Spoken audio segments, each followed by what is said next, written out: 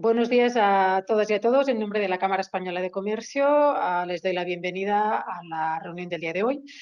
Seguimos con el ciclo de voces del Consejo para dar voz a nuestros consejeros que guían a la institución. Este mes contamos con la presencia de nuestro consejero Pedro Casado, vicepresidente de Latinoamérica de Atrevia, una empresa en constante expansión que yo siento personalmente ha entendido muy bien la internacionalización como forma inherente a su crecimiento, pero no solamente como empresa en términos de negocio, sino en términos de adquisición de conocimientos que mejora sustancialmente el servicio que dan a sus clientes. Yo siento que ha canalizado de una forma extraordinaria el conocimiento cultural de Latinoamérica en pro de las empresas que atiende. Pedro Miguel Casado Casero cuenta con estudios de ciencia política y de la administración en la UNED, en España. Ha hecho un programa de desarrollo directivo por el IES Business School de la Universidad de Navarra, un programa de alta innovación directiva por la Deusto Business School de la Universidad de Deusto, además de un máster en asesoramiento de imagen y consultoría política en la Universidad Pontificia de Salamanca.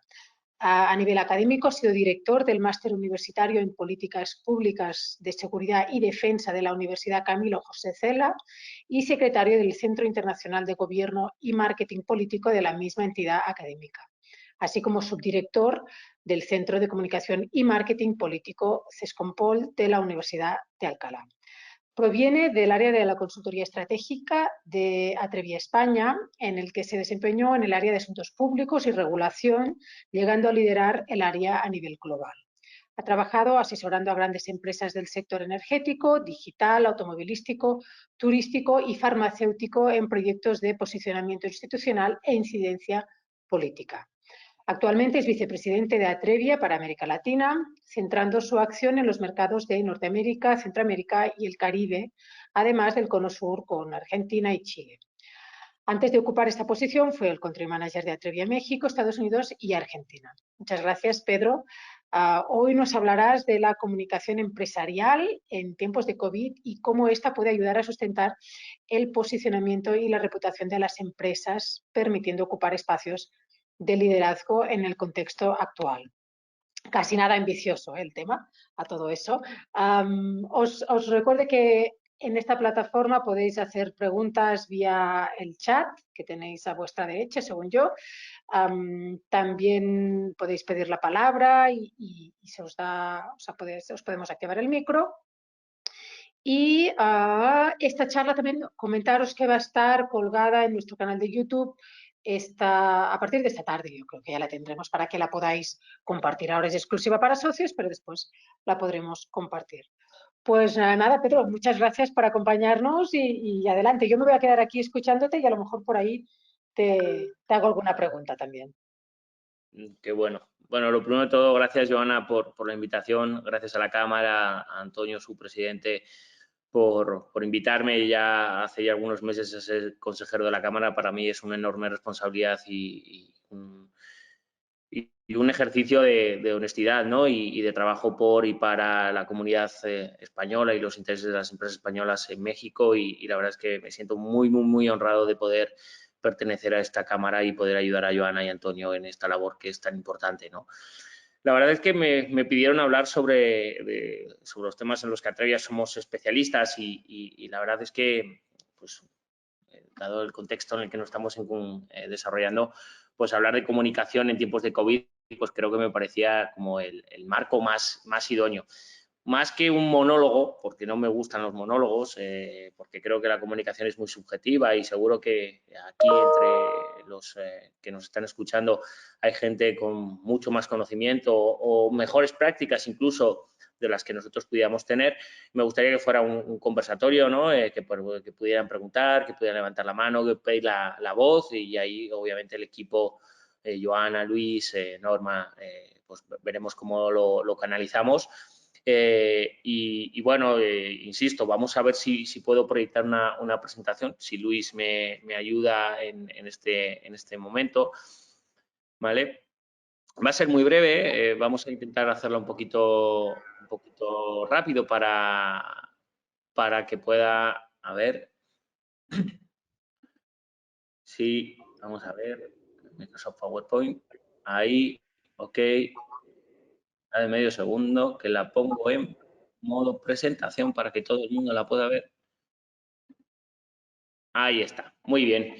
Bueno, pues nada, como os he comentado, este webinar, esta conversación va a hablar sobre los desafíos de la comunicación en tiempos del COVID, ¿no? Entonces, en este sentido la he puesto en dos partes, claves de la comunicación y turno de preguntas. Pero bueno, vamos a intercalar ambas, como os he dicho, porque me gustaría que esto, en vez de que fuera un monólogo, fuera más un conversatorio. Para empezar, siempre me gusta,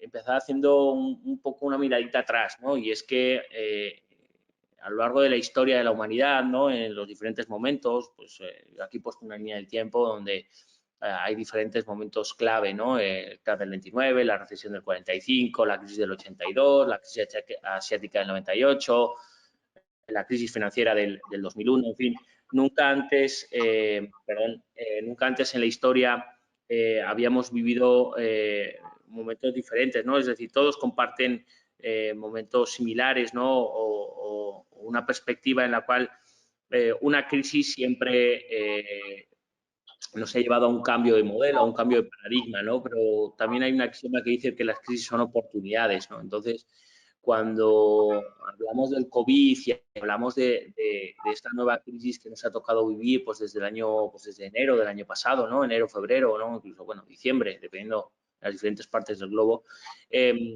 hasta el día de hoy, lo que nos queda por vivir, ¿no? Pues creo que nos ha demostrado que hemos sufrido una nueva crisis y que nos ha obligado a reinventarnos, nos ha obligado a fomentar un cambio, a establecer nuevos sistemas de trabajo, ¿no? El teletrabajo, ¿no? Lo que antes parecía un paradigma y una quimera, hoy más que nunca es una realidad, ¿no? Entonces, bueno, en este contexto las empresas, la sociedad, las instituciones, el ecosistema en general, pues dentro de sus intereses que son lícitos, que son propios y que son inherentes a cada uno de estos actores, pues busca cómo adaptarse a este cambio de una forma mucho más efectiva, ¿no? Entonces, aquí, claro, hay una parte que es un poco el cómo la crisis nos hacen aprender y mirar, ¿no? Hacia atrás y sobre todo aprender y mirar a hacer las cosas con menos recursos, aprender y mirar a hacer las cosas con más eficiencia y sobre todo con más creatividad. Es decir, toda crisis al final nos hace tener menos capacidades porque nos recortan un sustento básico, que es el ámbito económico, nos recortan los presupuestos, pero esto no quiere decir que las compañías, en este caso, pues con menos recortes vayan a morir. Lamentablemente muchas de las empresas pues no han sobrevivido a esta crisis, ¿no? Pero ahí hay otros factores que afectan, ¿no? Pero vamos a decir que el común del sector, todos hemos sufrido recortes, todos hemos sufrido despidos, ERTES, expedientes de regulación de empleo o reducción de facturación, menos ingresos, menos recursos, pero esto nos ha hecho ser sobre todo mucho más creativos porque teníamos que seguir hacia adelante, porque teníamos que seguir luchando por nuestros puestos de trabajo, seguir luchando por el futuro de la compañía, por la viabilidad de la misma, ¿no? Y esta creatividad nos ha llevado a ser mucho más eficientes en el día a día, ¿no? Y cómo nosotros afrontamos estas situaciones de una forma mucho más creativa, innovadora, disruptora, ¿no? Entonces,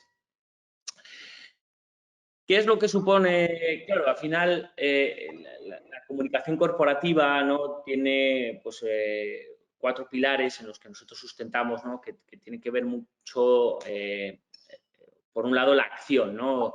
En momentos de crisis la sociedad, el ecosistema espera que las compañías actúen acorde a las circunstancias, ¿no? Y actúen de una forma que sea responsable, que sea ética, que sea leal, que sea de forma que atienda las necesidades de los diferentes públicos objetivos. Por otro lado está el propósito, ¿no? Y es al final, ¿cuál es esa promesa que las compañías hacen como promesa que la empresa hace a sus públicos, ¿no? O sea, ese propósito que nosotros como compañía nos ponemos como objetivo en estos momentos de difícil situación, ¿no? ¿Cuántas empresas a día de hoy nos están reclamando revisar nuestros propósitos como actores corporativos, como empresas?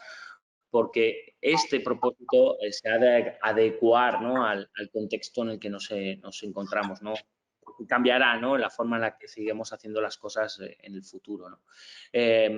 La trayectoria, ¿no? Al final la reputación tiene que ver mucho con lo que la compañía ha venido representando a lo largo de los años, ha venido siendo en los tiempos previos, pero el cómo hagan las cosas, el cómo enfoque su propósito, el cómo enfoque su acción, influirá en esa reputación del día de mañana, ¿no? Es decir, hay un dicho que marca que, las mentiras tienen las patas muy cortas o en comunicación solo se miente una vez, ¿no? O a tus públicos solo les fallas en una única ocasión.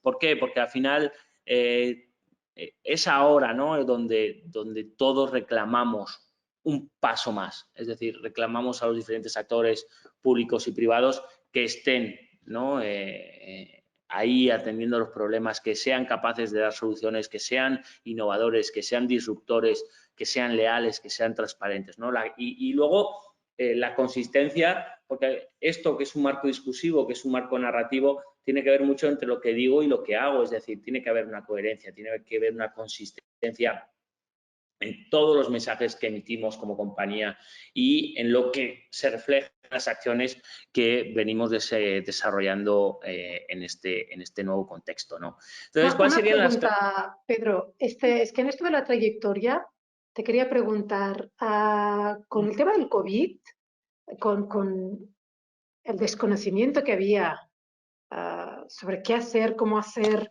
de cara a los trabajadores afuera, adentro, no hay muchas trayectorias que se fueron un poco al garete con todo esto, sin mala intención, ¿eh? O sea, fruto del desconocimiento generalizado de cómo gestionar este tema.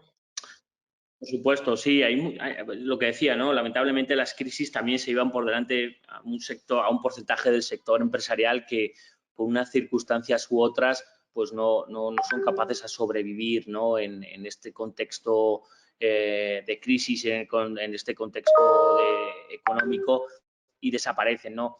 Muchas tienen que ver con la reputación, un porcentaje que, bueno, no tendría la capacidad de poder definir qué porcentaje es, pero sí que hay un número, vamos a decirlo así, siempre relevante, de empresas que por una falta de ética, por una mala reputación desaparecen. Pero al final son fallos estructurales, es decir, aquellas empresas que mienten o aquellas empresas que fallan a sus consumidores o aquellas empresas que intentan aprovecharse de una situación para generar un beneficio económico en un momento como el actual, ¿no?, donde pues ha habido pues el COVID, ¿no?, todo lo que ha provocado el COVID y no voy a poner nombres, ¿no?, pero ha habido casos sonados de empresas que se han intentado aprovechar de este contexto y lo que te decía, ¿no?, al final la sociedad castiga, la sociedad penaliza este tipo de actuaciones y las hacen desaparecer, ¿no? Entonces, por supuesto que la reputación es un factor fundamental. Yo siempre digo que el que nada hace, nada teme, ¿no? Y entonces, si tú eres una compañía que has trabajado tu posicionamiento y tu reputación de una forma ética, de una forma transparente, de una forma leal, acorde a tus públicos objetivos, aunque en el día a día puede ser que no se vea tan reflejada, porque al final no deja de ser un intangible, es en los momentos como el actual donde se ve la fortaleza de la marca, la fortaleza de la compañía, ¿no?, y el respaldo que ésta tiene de sus clientes, de sus proveedores, de sus empleados, ¿no? Por ejemplo, en temas de reputación, nosotros hemos trabajado mucho con temas de comunicación interna y el people engagement, ¿no?, de los empleados en los momentos actuales, ¿no?, y cómo los empleados han sabido apalancar y y proteger la reputación de la compañía y tirar de la compañía en los momentos en los que, bueno, pues por cuestiones muy variadas, pues ha visto que la compañía ha sufrido serios recortes, falta de ventas, etcétera, y han sido los empleados los que han tirado del carro. Y esto solo se puede conseguir si tienes una masa salarial, ¿no? Un cuerpo de empleados comprometido, responsable, ético, y esto solo se consigue si la empresa es realmente es una empresa reputada, ¿no? Y es una empresa que trabaja hacia lo interior, al igual que hacia lo exterior, ¿no? Porque ahí tiene que haber un equilibrio, ¿no? Y nosotros siempre decimos que es tan importante la comunicación interna como la externa, ¿no? Si no tienes empleados, si tus empleados no están comprometidos, si tus empleados no van en la misma dirección que van la empresa, no vas, en algún momento ese desequilibrio va a afectar a la cadena de producción, a la compañía, va a haber huelgas, va a haber muchos problemas hacia lo interno que van a hacer que la compañía sufra. Sin embargo, si haces todo lo contrario y trabajas hacia lo interno de igual forma que lo haces hacia lo externo, es momentos, insisto y repito, como el ahora, como el que estamos viendo, en el que se ve la fortaleza y la reputación y el posicionamiento de una compañía, ¿no? No sé si respondí a tu pregunta, Joana. Sí, verdad. Adelante. Ok. Bueno, lo que decía, ¿no? ¿Cuáles son estas claves que nosotros entendemos? Y voy a ir un poquito rápido para luego poder abrir un debate. Y es que, como decía, ¿no? Al final la reputación de las compañías se basa mucho en esta nueva transparencia, es decir, las compañías en momentos como el actual, ¿no? Como que se han visto sometidas a fuertes puntos de estrés, fuertes situaciones pues de falta de ventas, de caída de producción, caída de facturación, expedientes de regulación de empleo, etcétera, etcétera, han tenido que, vamos a decirlo así, abrirse, ¿no? Y mostrar al mundo, a la sociedad, que son una empresa comprometida, que son una empresa que es consciente de la realidad, que es una empresa que atiende, escucha y busca el equilibrio entre esa comunicación interna y externa, insisto, que es tan importante, ¿no? Entonces, esta nueva transparencia es algo que la sociedad de forma constante reclama, ¿no? Quieren conocer qué es la compañía, de dónde viene la compañía, qué valores promulga, cuál es su propósito, porque en crisis como la actual, donde lamentablemente, pues, a diferencia de una crisis económica, donde también hay otro tipo de problemas, pero en esta crisis como el COVID, donde ha habido un número de fallecidos lamentablemente muy elevado, donde las familias han sufrido pérdida de familiares, pérdida de amigos, pérdida de seres queridos, ha tocado una parte mucho más emocional que de lo habitual, ¿no? Es decir, creo que nos hemos vuelto mucho más sensibles, mucho más con un sentimiento acentuado, ¿no? hacia las marcas y hacia el engagement que tenemos hacia ellas, y las marcas que han sabido trabajar esta nueva transparencia de una forma ética, leal, con ciertos valores y comprometidos por y para la causa, han visto esa, vamos a decirlo así, esta recompensa de la sociedad con un mayor engagement, ¿no? Empresas, no, pues aquí pongo unos ejemplos, pero bueno, podría poner otros tantos, ¿no? Lidl, ¿no? Ecoembes, son empresas que han apostado mucho por esta nueva transparencia, ¿no? Y, por ejemplo, Lidl apostó mucho por la comunicación interna y el people engagement de sus empleados, ¿no? En momentos como la cadena de supermercados, que también ha pasado en México con Soriana, con Walmart, etcétera, ¿no? Con grandes cadenas de supermercados que han estado ahí alimentándonos, ¿no? Al principio, recordemos que al principio parecía que iba a haber un desabasto brutal de la cadena de suministros, que los supermercados iban a estar desatendidos, que no iba a haber productos básicos, etcétera, etcétera, etcétera. Y estas empresas comprometidas por y para la sociedad han demostrado que solo podían demostrar esta nueva transparencia, apalancando la comunicación de sus empleados y haciendo que estos se sintieran verdaderamente comprometidos con la sociedad a la que estaba realmente sirviendo, ¿no?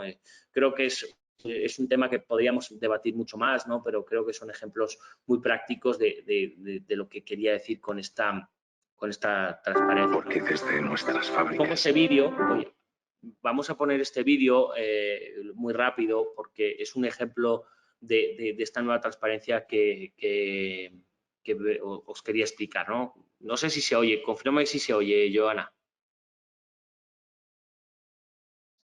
Joana o Luis. Sí, a ver, cuando lo has empezado a pasar se escuchaba mucho, ahora ya no escucho nada. Ahora sí. Venga, perfecto. Las plataformas logísticas, las grandes, desde casa. Lo seguimos dando todo. Porque creemos que una empresa vale lo que valen sus personas. Y el valor de nuestro equipo es incalculable. Llevamos más de medio siglo en tu mesa, acompañándote en los buenos momentos y en los difíciles como el que estamos viviendo, más todavía. Y seguiremos estando siempre ahí, a tu lado. Porque somos una empresa familiar. Y para nosotros, la familia, tu salud, tu bienestar y el de los tuyos es lo más importante.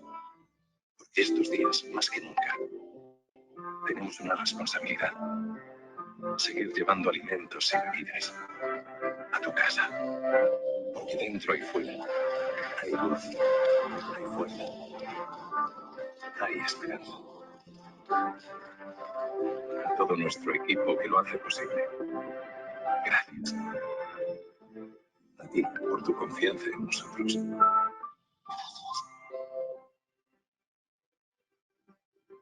Está muy bien.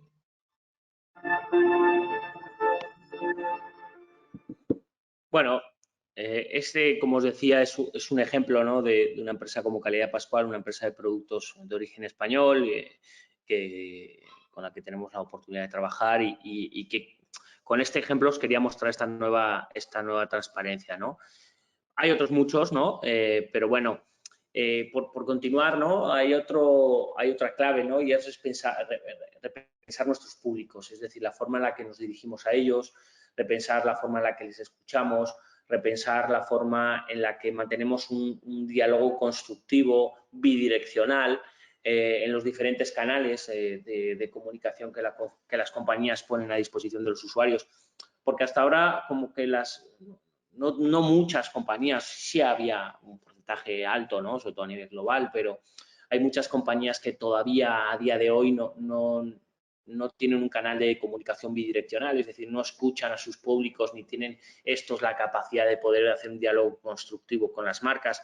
Y creo que es uno de los valores que es fundamental atender en contextos como el actual, por lo que vengo diciendo, ¿no? Esta crisis del COVID es una crisis diferente a las que hemos vivido, ¿no? Diferente por muchos factores y el lado humano, el lado personal, el lado de la escucha es un tema transversal, ¿no? Y la forma en la que nos dirigimos a estos públicos pues afectará mucho a esa construcción de la reputación que veníamos hablando, ¿no?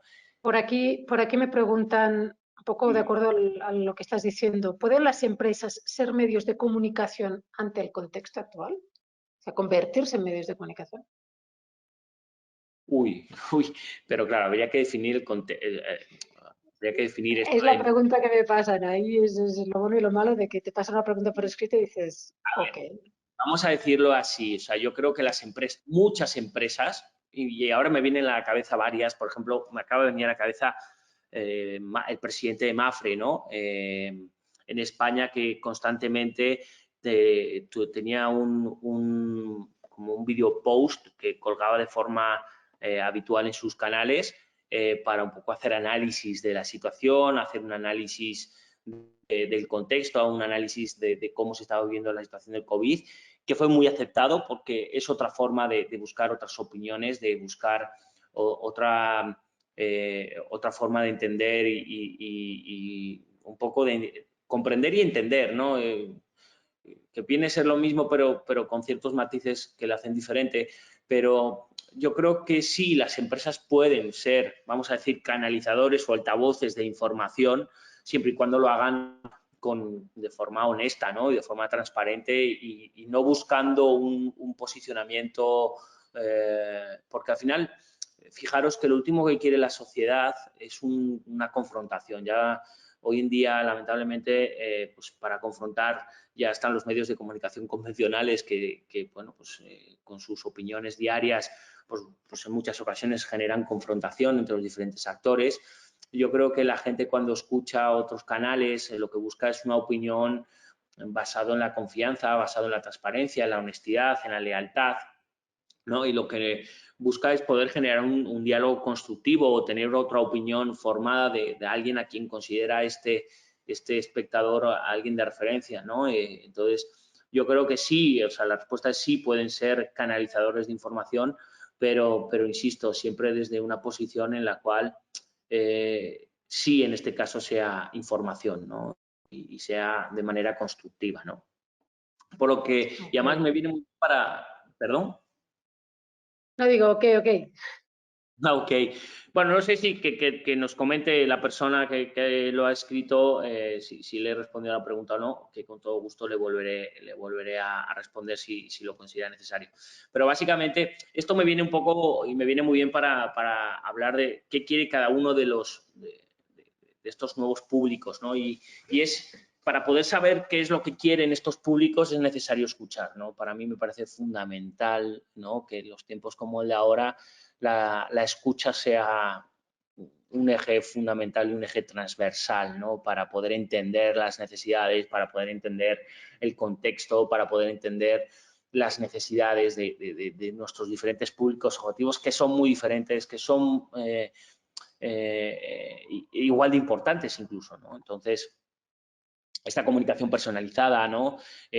Busca generar una mayor sensibilidad de las marcas hacia las situaciones individuales, ¿no? Es decir, intenta ponerse en la piel de las otras personas, ¿no? O esta interrelación, porque lo que os decía, ¿no? Hasta ahora no muchas compañías han generado canales bidireccionales de comunicación y la escucha es un canal, es una forma de comunicarse con tus diferentes públicos, ¿no? Entonces, es hora es el momento de empezar a trabajar en escuchar más que en hablar, ¿no? Y más en actuar y menos en hablar. Es decir, al final esto es una correlación. La gente busca actuación, menos palabras y más actos, ¿no? Pero también escucha de una forma mucho más imperativa la escucha activa, ¿no? Y en este contexto, ¿no? Pues la parte de las prioridades y el foco, ¿no? De las compañías, ¿no? Cómo hoy la responsabilidad, ¿no? y el foco de las grandes corporaciones o del sector o del ámbito empresarial pasa, pues yo creo que las prioridades han cambiado, ¿no? Es decir, ahora ya no solo de las empresas, también de los públicos objetivos, es decir, la salud y la seguridad pues han escalado puestos que hasta ahora eran algo irrelevante, ¿no? Sobre todo el tema de la salud y la seguridad, hablamos incluso de seguridad económica, de saber que su empleo va a estar seguro, que la empresa no le va a fallar, que le van a pagar a final de mes, la seguridad de que va a salir de casa y va a poder ir al trabajo de forma segura. En fin, la seguridad es muy amplia, el concepto de la seguridad es muy amplia, pero ahora es una prioridad, ¿no? Dentro de los topics o de los trending topics, ¿no? De estas prioridades, de estos focos, ¿no? Pero hay otro también muy importante, ¿no? Que este no es actual, este ya viene desarrollándose desde hace algún tiempo, que es la sostenibilidad y el medio ambiente, ¿no? Redefinirá todas las formas de actuación y las formas de producción y las formas, hasta el marco discursivo de las compañías las va a reposicionar en el mercado, ¿no? Ya todas las compañías buscan por ser empresas sostenibles medioambientalmente, empresas energéticamente sostenibles.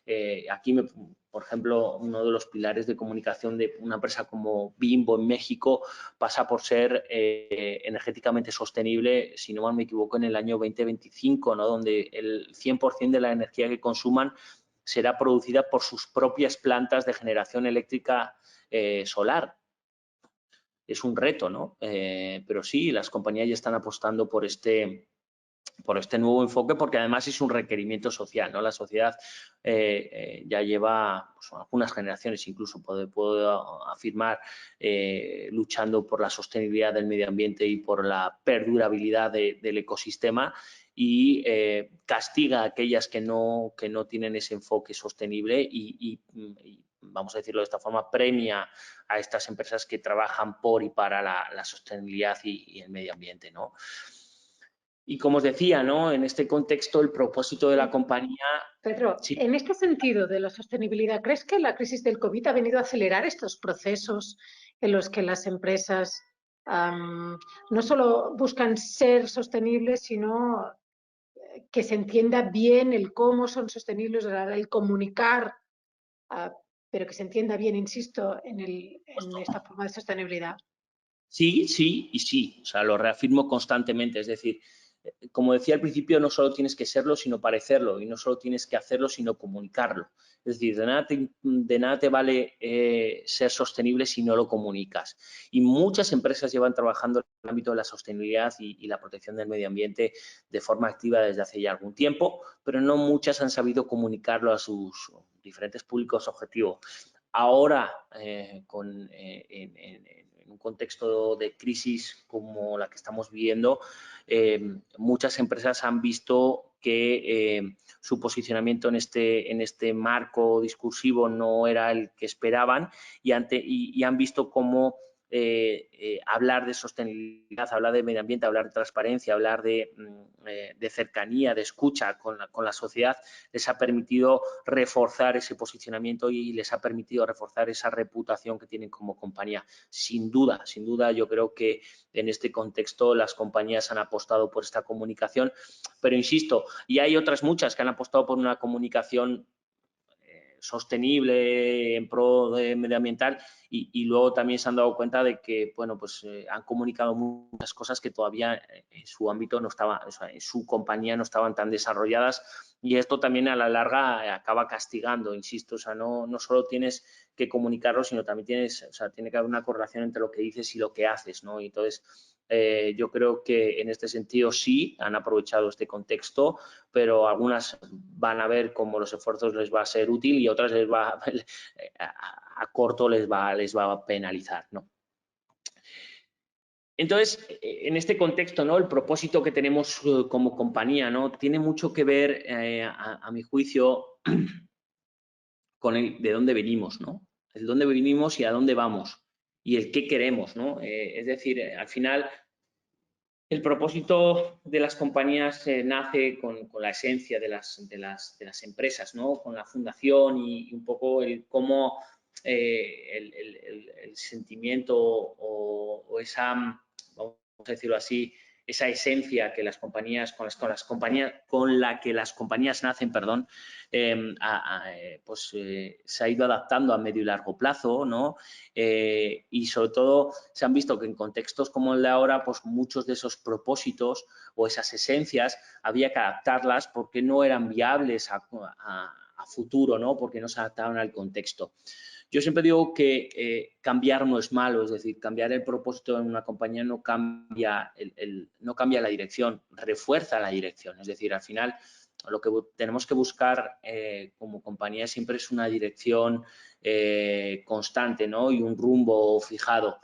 Y si algo no funciona, cambiarlo, ¿no? Y si la esencia y el sentimiento y el discurso y, en definitiva, el propósito de la compañía pues no refleja esa nueva dirección o ese rumbo que la compañía está tomando en tiempos como el actual, pues hay que cambiar el propósito y no pasa nada, ¿no? Muchas compañías están redefiniendo su propósito, pero más allá del propósito, la misión, la visión y los valores, ¿no? Porque además también el propósito te hace reenfocarte hacia tus diferentes públicos objetivos y hace que incluso hasta tus productos y los servicios cambien en la forma en la que se prestan Claro. o se preparan, ¿no? Ahora que dices, se puede cambiar el propósito y no pasa nada.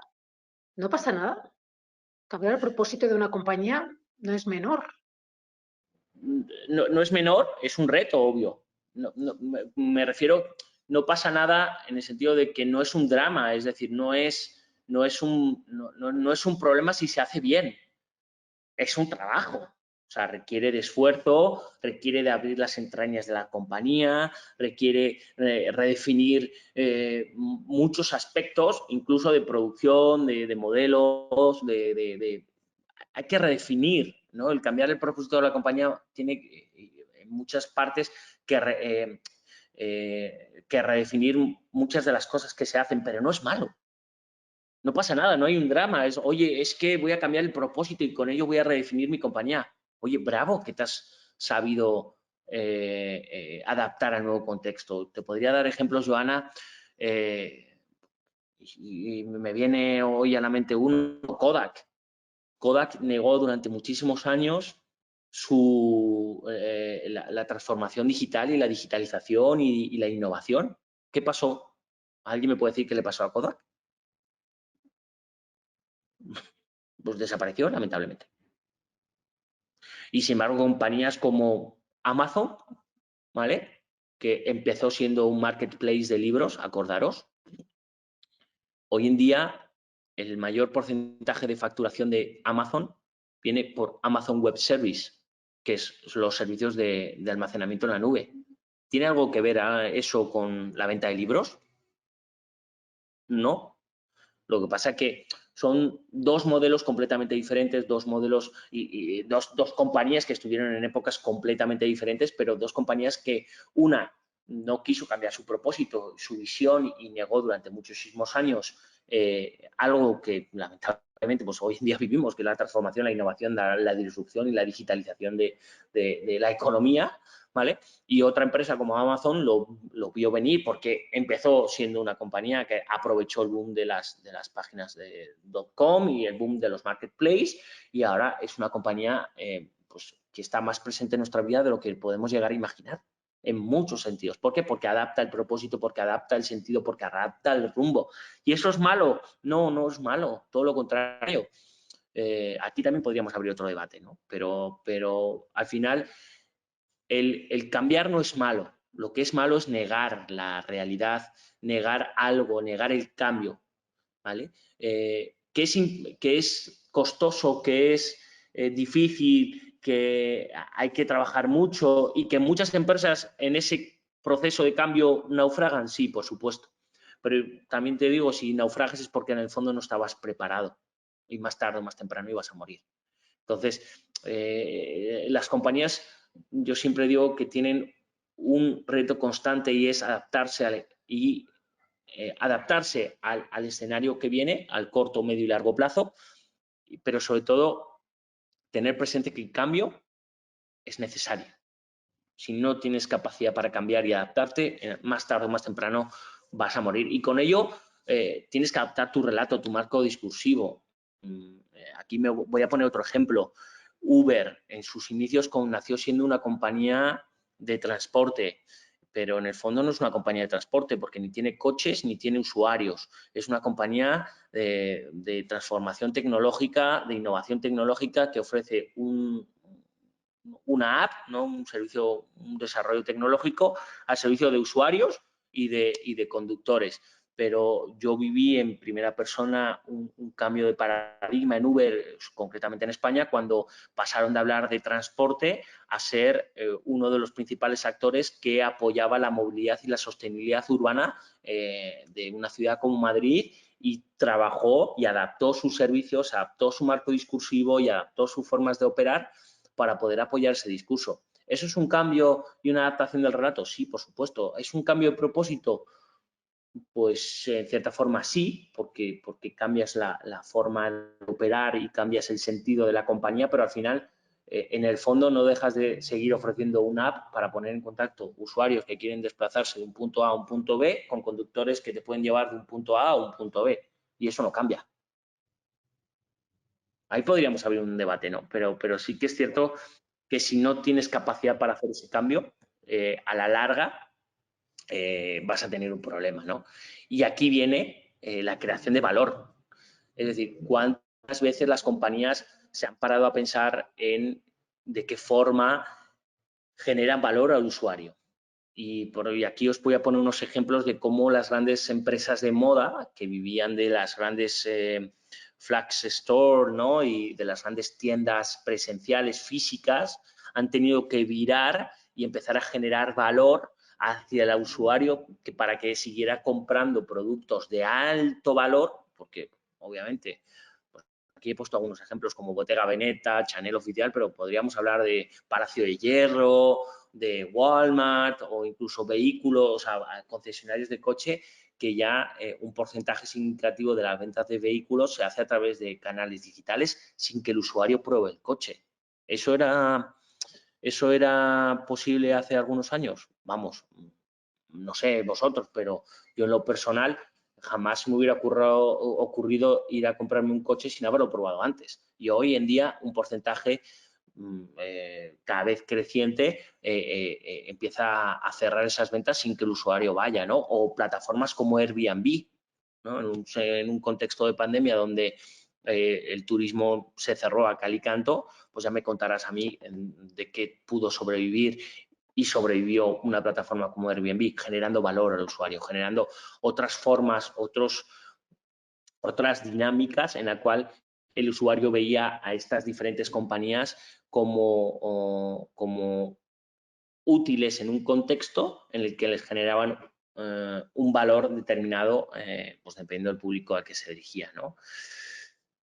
¿Y cómo lo han hecho? Pues bueno, digitalizando su servicio, evolucionando formas de entrega, añadiendo valor, pues la premiumización, la personalización o la sustitución, ¿no? Por ejemplo, compañías que pasaron de tener un periodo de evolución de productos de 15 días a tener un periodo de evolución de productos de 90 días, la personalización de los productos que solo se podían hacer a través de los marketplaces o los servicios premium añadidos, los servicios click and collect, que ahora ya es una realidad, antes no estaban tan puestos, no eran tan habituales y hoy en día ya cada vez más un porcentaje significativo de usuarios compra a través de la web y con su vehículo, sin bajarse del vehículo, lo recoge en un punto físico sin que haya contacto, donde se garantiza la salud, la seguridad, ¿no? En fin, o digitalizando el servicio, como decía, ¿no? Como primer punto, pues la telemedicina, la teleformación, en fin, la teleformación, ya no sé cuántos webinars hemos visto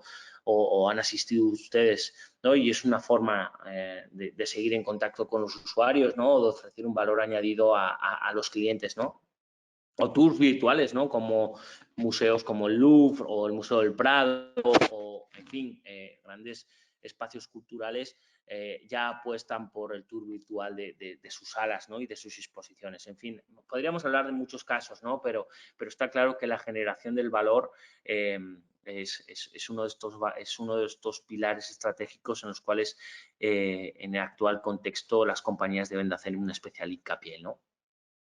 Y por último, y con esto voy acabando ya para dar pie un poco al debate, ya lo local versus global, ¿no? Ya esa delgada línea que ya cada vez era más difusa, estaba más difuminada, ¿no? Pues hoy en día con la globalización nos hemos dado cuenta cómo los procesos de producción, distribución e incluso de consumo ya se han evaporado, ya son globales completamente. Hoy en día tú puedes comprar un producto hecho en China y puesto en España o en México en cuestión de 24 o 48 horas, donde y con ello se fomenta un consumo global, ¿no? O sea, hoy en día ya esto es una realidad, no es de ahora, no es del COVID, pero ya con el COVID como que se ha acentuado, ¿no? Y esto ha generado nuevas economías, ¿no? Como en temas de distribución, como las grandes empresas logísticas han visto multiplicado por N, ¿no? No sabría deciros cuánto han visto multiplicada su facturación, ¿no? O como empresas pues eso, de manufactura, pues con todo el tema de mascarillas, ¿no? Han visto como la necesidad global de producir un porcentaje, pues, casi pues 7.500 millones de habitantes, pues imaginaos el número de mascarillas que se han tenido que producir, se ha podido hacer en cualquier parte del globo, ¿no? Y sin ningún tipo de problema, ¿no? Entonces ahí se genera mucho esas nuevas formas de comunicación, de pertenencia, de arraigo o de contribución, ¿no? Es decir, hoy en día las empresas, sobre todo aquellas multinacionales que empiezan, o sea, que operan en mercados globales ven cómo la globalización es una realidad, pero también cómo la comunicación local, ¿no? Esa de arraigo, de pertenencia o incluso de contribución a los mercados locales es necesaria. Es decir, ya de nada te vale que una compañía, no sé, multinacional X, la que sea, esté operando a nivel global, pero tiene que hacer una comunidad. Si operas en un mercado, me lo voy a inventar, ¿no? En Chiapas, me lo invento, en el sur de México, cómo pues, esas compañías al final tienen que hacer una comunicación muy directa a esos mercados locales, ¿no? Incluso de arraigo y de pertenencia. Esto es un debate, Joana, acuérdate que incluso en la Cámara lo hemos abierto en alguna ocasión, ¿no? Cómo incluso las empresas españolas, ¿no? Tenían que empezar a comunicar de una forma en la cual también tenía que defender esa posición local, ¿no? De empresas de capital español, pero empresas 100% mexicanas, ¿no? Acuérdate de ese debate que en alguna ocasión se abrió, ¿no? Acuérdate, es como necesario, ¿no? Que sí, somos empresas españolas, pero en el fondo también somos empresas mexicanas porque tenemos trabajadores locales, porque pagamos impuestos en México, porque contribuimos a la riqueza de México y por lo tanto tenemos un arraigo y una pertenencia local que para nosotros como compañía es súper, súper, súper importante, ¿no? Para nosotros, y hablo de México, de Atrevia, nuestra compañía es Atrevia, somos una compañía global, pero nosotros somos Atrevia México, ¿no? Y como tal, nosotros tenemos empleados locales mexicanos, prácticamente el 85-90% de nuestros empleados son locales y con todo lo que se ha dicho, ¿no? Impuestos, riqueza y contribución al mercado local, ¿no? Y por último, pues estos competidores inesperados, ¿no? El cómo uno de los valores o una de las claves que también tenemos que tener en cuenta es que la globalización y en estos contextos de crisis nos damos cuenta cómo empiezan a salir competidores, ¿no? Dentro del mercado, ¿no? Unos sectores tienen más barreras de entrada que otros, pero sobre todo a nivel comercio, ¿no? Y digitalización de los ámbitos de venta comercial, nos damos cuenta cómo han surgido nuevos competidores de una forma mucho más rápida, ¿no? Oportunos, sustitutos, transformadores, ¿no? Tienen que ver con ese perfil de nuevos competidores, ¿no? Que en el ámbito de la oportunidad, y es que los productos encajan mejor con las necesidades de los usuarios, ¿no? Sustitutos, y es que adaptan mejor ese producto, pasan de ser ¿cómo explicar? Aprovechan el cambio, ¿no? El cambio de hábitos, de costumbres, de tendencias, ¿no? Que han generado este nuevo contexto para proponer productos alternativos, ¿no? O transformadores, ¿no? Que directamente cambian la forma y transforman rápidamente una alternativa dentro del mercado del sector en el que operan, ¿no? Bueno, al final son cuestiones, y con esto ya he finalizado, ¿no? Son cuestiones que desde nuestro humilde punto de vista hay que tener en cuenta, ¿no? En este nuevo contexto del COVID y en el cual, bueno, pues nosotros trabajamos de forma directa con nuestros clientes en sus diferentes verticales y lo intentamos hacer de una forma pues, honesta, transparente, legal, como os hemos dicho, y sobre todo siendo conscientes de que hoy en día es muy importante, casi más que nunca, la comunicación y aquel que no comunica no existe. Entonces, partiendo de ese axioma que es teoría básica de la comunicación, intentamos emplearlo día a día y hacérselo ver a nuestros clientes. Muchas gracias, Pedro. Tengo algunas preguntas y yo he apuntado algunas cosas que me hacen pensar, a ver, fruto de la ignorancia, pero hablabas de esto, ahora al final decías competidores inesperados, revisar el propósito, bueno, al final cada empresa pues va viendo cada cuándo revisa el valor de su oferta, ¿no? Y cada cuánto se va definiendo. Tú como experto en comunicación, ¿cada cuánto, y perdón por ser tan específica, recomiendas revisar la estrategia de comunicación? Porque claro, todo va muy rápido en cuanto al negocio, entonces la comunicación debe ir acorde, pero entiendo que hay, como en todo, hay planes a corto, medio, largo plazo.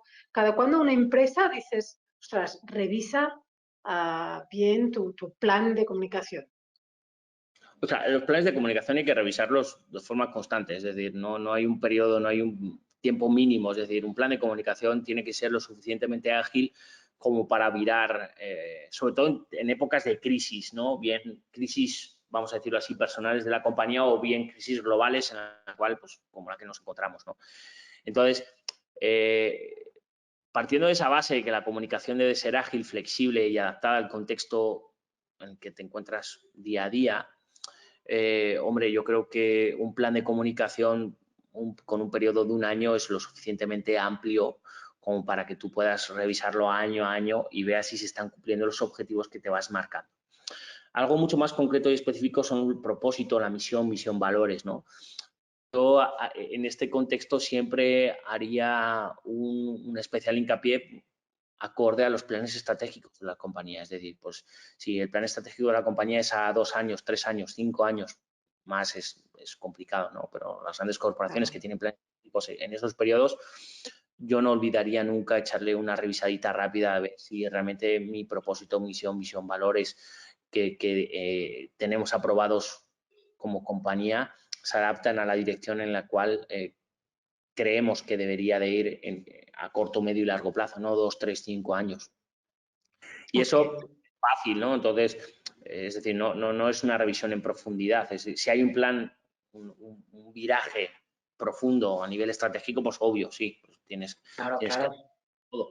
Pero bueno, más o menos, yo siempre digo que una revisadita, pues de misión, valores, propósito, pues acorde a los planes estratégicos. Un plan de comunicación con un periodo anual, pues es más que suficiente. Insisto, siempre teniendo en cuenta que deben de ser ágiles, ¿no? Los planes de comunicación para poder adaptarse al día a día. Claro. Luego, por aquí me preguntan, desde la perspectiva de Atrevia, ¿qué canales de comunicación son óptimos para que la empresa pueda comunicar sus acciones de responsabilidad social y sostenibilidad? Depende de tus públicos. Tan fácil y tan sencillo. Dirás, uy, para eso no te contrato. A ver, es que... Bueno, lo que pasa es que en el tema de la sostenibilidad entiendo que los stakeholders son muchísimos, o sea, porque está a nivel interno, a nivel externo, a nivel de medios, a nivel de... Es que depende mucho de la índole de la compañía, ¿no? Es decir, al final, la comunicación tiene que, independientemente de lo que sea y de lo que estés comunicando, perdón, la comunicación debe adaptarse a sus diferentes públicos objetivos. Punto. Y en ese contexto, el ejercicio no es qué canales tengo que emplear, no. El ejercicio es a quién me voy a dirigir. Y teniendo claro a quién me voy a dirigir, es ya analizar cómo voy a llegar a esos públicos. Porque al final tú dices, no, bueno, pues voy a inventar. Voy a utilizar, no sé, Twitter como único, que me lo estoy inventando, es un ejemplo muy vago. Pero imagínate, dices, no, yo solo voy a emplear Twitter. Ya, pero si tus públicos objetivos no utilizan redes sociales, pues Twitter pues no se va a enterar ni nadie. Sí, se va a enterar Twitter, pero probablemente como tus públicos objetivos no están en Twitter, tu engagement en Twitter sea tan bajo que seas irrelevante, con lo cual comunicarlo o no comunicarlo es exactamente lo mismo. Entonces, insisto, al final no es qué canales voy a usar, es a quién me voy a dirigir. Y una vez que analizo a quién me voy a dirigir, entonces sí, ya defines los canales, el cómo, el cuándo, porque luego también influye mucho el timing. Al final depende mucho del contexto económico, político, social, sectorial, empresarial, en fin. Pues, Pero antes hablabas de repensar tu público objetivo. No sé si la pregunta la enfoco bien, pero dices, bueno, pues a lo mejor tu canal no es Twitter, pues porque vas a comunicar con Twitter. Resulta que tu cliente sí que tiene Twitter, pero no te ubica a ti en ese canal. La solución es no le voy a hablar por ese canal, o la solución es que me ubique a mí en ese canal, porque él tiene Twitter. A ver, sí, vamos a ser tan vagos, ¿vale? Que vamos a seguir con ese ejemplo, ¿vale? Si tus públicos están en Twitter, ¿vale? Y tú, como compañía, no eres relevante para esos públicos en Twitter, es algo mal has hecho, ¿vale? Entonces, ¿qué es lo que sucede? Que si tus públicos están en Twitter y no te tienen como referencia en Twitter, vamos a la casilla de salida. Comunicar y no comunicar es exactamente lo mismo. No vas a tener impacto, no vas a ser relevante, porque tus públicos no piensan que estés en Twitter. Aunque ellos sí están en Twitter, ellos no saben que estás en Twitter. Entonces, tienes que reformular y redefinir el cómo tú te estás dirigiendo a tus públicos de partida. Es que al final es tan fácil como ir, o sea, en comunicación, Joana, yo siempre digo que el 80% es lógica y el 20% es conocimiento. Pero sin ese hecho, entonces, ¿qué sucede? Que siendo el 80% lógica, nada de lo que yo digo es, vamos a decirlo así, una idea sacada de la chistera, no, es lógica. Es decir, Joana, te voy a decir algo, si yo me tengo que dirigir a ti y sé que no usas WhatsApp, por mucho que te escriba por WhatsApp, no me vas a contestar. Sí, sí, totalmente. Es simple como eso. Entonces, si yo tengo como empresa que dirigirme a ti como público objetivo y sé que no usas el teléfono y que solo usas el correo electrónico, entonces, Pedro, la lógica te dice que por mucho que le llames 25 veces no te va a coger el teléfono porque no lo usa. ¿Qué tal si le mandas un correo electrónico? ¿No? Por ejemplo. Por ejemplo, oye, que igual tampoco, pero bueno, igual, partiendo de esa lógica, entonces, la comunicación a veces es mucho más simple de lo que nos imaginamos. Tiene lógica. No hay que ser un lumbreras para hacer una buena comunicación. Lo que hay que tener claro es, mira, hay otro axioma en comunicación que es, piensa qué es lo que vas a decir, piensa quién se lo vas a decir y dilo. Estos 3 pasos que son básicos, que son, dirás, uy, qué sencillo, Pedro. Sí, a veces nos llevan a pensar qué es lo que voy a decir, a quién se lo voy a decir y, por ende, el cómo, el qué y el cuándo, ¿vale? Claro, claro. Si tú sigues esos pasos y al final lo haces, al menos lo que viene siendo la comunicación entre emisor y receptor se va a dar. Si no se da, puede haber elementos externos dentro del canal que puede distorsionar el mensaje. Claro. Pero si sigues esos pasos que a veces son tan simples, casi siempre tu mensaje va a llegar. Claro. Otra cosa es si son mensajes mucho más específicos, ya son, por ejemplo, campañas de marketing, de publicidad o mensajes mucho más sofisticados, donde ya infiere un ámbito de creatividad, donde ya tienes que trabajar muy bien el canal, que ya no es tanto la comunicación entre emisor y receptor, sino que también tienes que trabajar en el cómo lo haces, en el envoltorio, en el uso del canal, con una idea creativa. Entonces, ahí ya empiezas a juntar como piezas al puzzle que hacen que la partida sea un poquito más compleja, ¿vale? Pero si partes de la comunicación básica del ser humano, emisor, canal, receptor, a Sí, veces es tan sí. sencillo. A ver, te hago otra y acabamos porque ya nos pasaremos de la hora. ¿Qué tan importante es el liderazgo? Nos llega una, ¿eh? ¿Qué tan importante es el liderazgo en la comunicación interna y qué nuevas formas de contacto se han presentado con el empleado y con el público externo? Perdón, repítemela, perdóname, es que no te entendí, se cortó un poco. A ver, ¿qué tan importante es el liderazgo en la comunicación interna y qué nuevas formas de contacto se han presentado con el empleado y con el público externo? En fin, igual mezcla un poco, pero es la pregunta que me hacen, estas nuevas formas, entiendo. Voy a empezar por la segunda parte porque que me va a llevar a la primera, a la de liderazgo. Mira, en un momento como el actual, sobre todo en sectores estratégicos, salud, consumo, logística, cadena de suministros, supermercados, ¿no? Vamos a decirlo así, suministros básicos primarios, ¿vale? Por ponerte un ejemplo, y en general que es extrapolable a todo. Ha sido fundamental la comunicación de la empresa con el empleado. Primero, para que en los momentos de soledad que hemos vivido, lamentablemente con este COVID, y que hemos pasado de vivir en un edificio con 1.500 compañeros a vivir en tu casa con tu marido y tus hijos voceando por detrás 24 horas al día durante 4 o 5 meses, se ha generado una situación de estrés en el cual ya no solo sentíamos que el trabajo se multiplicaba, porque hemos trabajado muchas más horas, sino que encima teníamos a nuestros, vamos a poner un ámbito cotidiano, nuestros hijos y nuestro marido o nuestra mujer detrás y ¿no? Entonces, como que hemos vivido hemos pasado de un escenario de estrés a un escenario de infinitamente más estrés, ¿vale?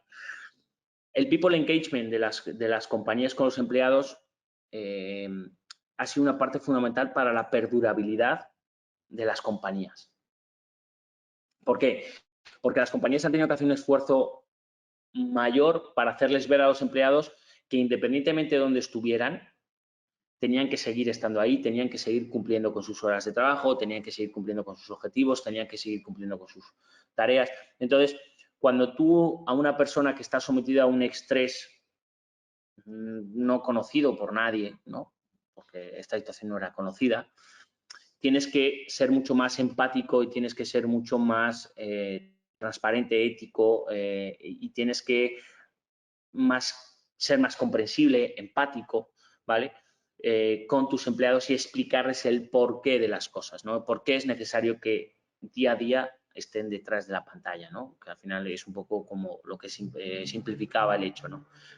Entonces, la comunicación interna de las organizaciones ha hecho que el engagement, ¿no? Y el compromiso de los empleados, el refuerzo de esa comunicación, permitiera que los índices de engagement, como decía, se vieran aumentados. Los empleados sentían que las compañías estaban ahí, que las compañías no les iban a dejar, que aún con bajadas de facturación, de producción, etcétera, las compañías iban a seguir apostando por ellos, ¿no? Y que ellos le iban a devolver ese compromiso que tenían las compañías con estando ahí, siguiendo trabajando, aun cuando no iban a la oficina, ¿no? Yo creo que se generaba una relación de mayor confianza y transparencia con las empresas, ¿no? Y esto solo se produce si tienes una comunicación interna muy efectiva, que no es una comunicación unidireccional ni vertical, es bidireccional y transversal, ¿no? Es decir, al final hemos tenido que apostar por un mayor esfuerzo y un mayor diálogo entre las partes, ¿no? Y sobre todo un nivel de comprensión mayor,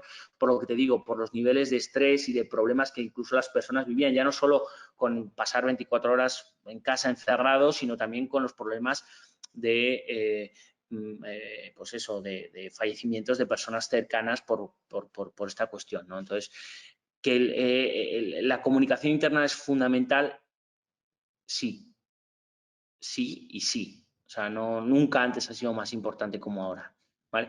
Sin embargo, esa comunicación interna, y esto me lleva a la segunda parte y con esto acabo, solo se puede dar de forma efectiva si realmente hay una relación de confianza y un liderazgo interno. Entonces, más allá de fomentar los canales de comunicación y el people engagement de las compañías también han tenido que hacer un mayor esfuerzo para reforzar las posiciones de liderazgo dentro de las compañías, para que sean las personas líderes de cada una de las áreas las que tomaran las riendas de sus equipos. Y tú sabes perfectamente, Joana, que eso a veces en las compañías pues no es tan fácil, ¿no? Es decir, que los procesos de empoderamiento, de fortalecimiento de los liderazgos internos, pues no era algo... Era importante, sí, se hacía así, pero navegabas, vamos a decirlo así, ¿no? Entonces, en este contexto, las compañías han tenido que hacer un mayor esfuerzo si cabe, ¿no? Entonces, creo que sí, también es importante y afecta el liderazgo de las personas para hacer una comunicación efectiva, pero, insisto, no puede haber liderazgo o fortalecimiento de liderazgo si no hay una comunicación interna, y no hay una comunicación interna si realmente no hay un compromiso de interlocución directa entre las partes. Perfecto. Oye, pues me quedo con esto y también con lo que casi empezaste, ¿no? De esta coherencia entre lo que haces y lo que dices de la comunicación, que esto entiendo que no es fruto del COVID, sino que siempre ha sido así, pero que a lo mejor la crisis del COVID ha venido a reforzar esta necesidad de coherencia entre nuestros actos y nuestra comunicación. Muchas gracias, Pedro. No sé si quieres dar algún mensaje final o... No, gracias a vosotros. La verdad es que, mira, le estaba diciendo a mi equipo que me entrego tanto en estas conferencias que acabo muerto, que acabo fundido, porque me entrego, le doy mucha energía, ¿no? Y le pongo muchas ganas y sobre todo porque me siento muy orgulloso, ¿no? Y sobre todo darle las gracias de nuevo por estar ahí. No sé cuántas personas habrá conectadas, no lo veo, pero bueno, luego lo colgamos y todavía van a ser más, pero y le damos algo de difusión, que ahí nos ayudáis vosotros en estas cosas. Muchas gracias. La verdad es que Atrevia está súper activo. Nosotros recibimos muchos de los boletines que hacéis y también de los propios webinars que dais, y es realmente muy interesante y da luz a muchas cosas, ¿no? Ahora que estamos en estos tiempos convulsos. Bueno, gracias de nuevo, Joana. Os mando un fuerte abrazo y nada, espero veros pronto y que todo esté bien por casa. Claro que sí, Pedro. Muchas gracias igualmente.